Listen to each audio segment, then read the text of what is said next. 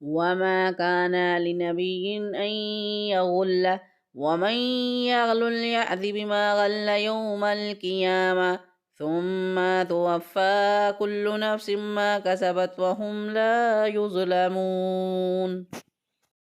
It is not for a prophet to defraud, and whoever defrauds shall bring with him the fruits of his fraud on the day of resurrection, when every human being shall be paid in full what he has earned and shall not be wronged.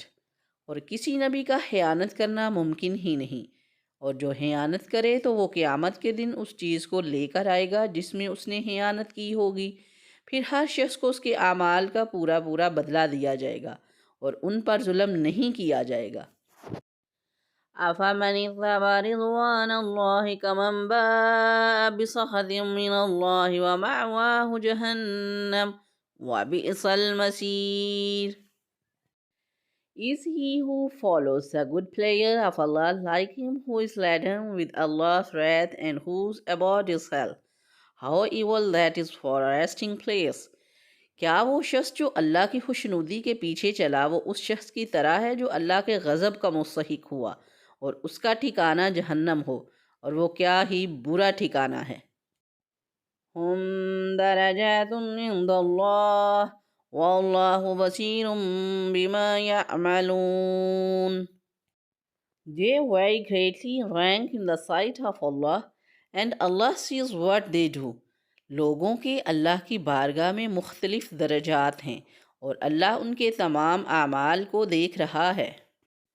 لَقَدْ مَنَّ اللَّهُ عَلَى الْمُؤْمِنِينَ إِذْ بَعَثَ فِيهِمْ رَسُولًا مِّنْ أَنفُسِهِمْ يَتْلُو عَلَيْهِمْ آيَاتِهِ وَيُزَكِّيهِمْ وَيُعَلِّمُهُمُ الْكِتَابَ وَالْحِكْمَةَ وَإِن كَانُوا مِن قَبْلُ لَفِي ضَلَالٍ مُّبِينٍ.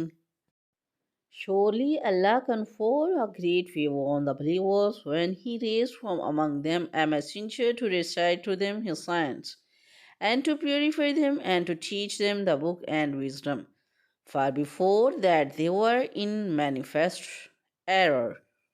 بے شک اللہ نے ایمان والوں پر بڑا احسان فرمایا جب ان میں سے ایک رسول مبعوث فرمایا جو انہی میں سے ہے، وہ ان کے سامنے اللہ کی آیتیں تلاوت فرماتا ہے اور انہیں پاک کرتا ہے اور انہیں کتاب اور حکمت کی تعلیم دیتا ہے، اگرچہ یہ لوگ اس سے پہلے یقیناً کھلی گمراہی میں پڑے ہوئے تھے۔ أَوَلَمَّا أَصَابَتْكُم مُّصِيبَةٌ قَدْ أَصَبْتُم مِّثْلَيْهَا قُلْتُمْ أَنَّ هَٰذَا قُلْ هُوَ مِن عِندِ أَنفُسِكُمْ إِنَّ اللَّهَ عَلَىٰ كُلِّ شَيْءٍ قَدِيرٌ. And how come when a calamity befell you, you begin to ask, how has this come about? Even though the enemy has suffered at your hands in the battle of Badr, double what you have suffered. Say, this calamity has been brought about by yourselves. Surely Allah is all powerful. کیا جب تمہیں کوئی ایسی تکلیف پہنچی جس سے دگنی تکلیف تم پہنچا چکے تھے تو تم کہنے لگے کہ یہ کہاں سے آ گئی؟ اے حبیب تم فرما دو کہ اے لوگو، یہ تمہاری اپنی ہی طرف سے آئی ہے، بے شک اللہ ہر شے پر قادر ہے۔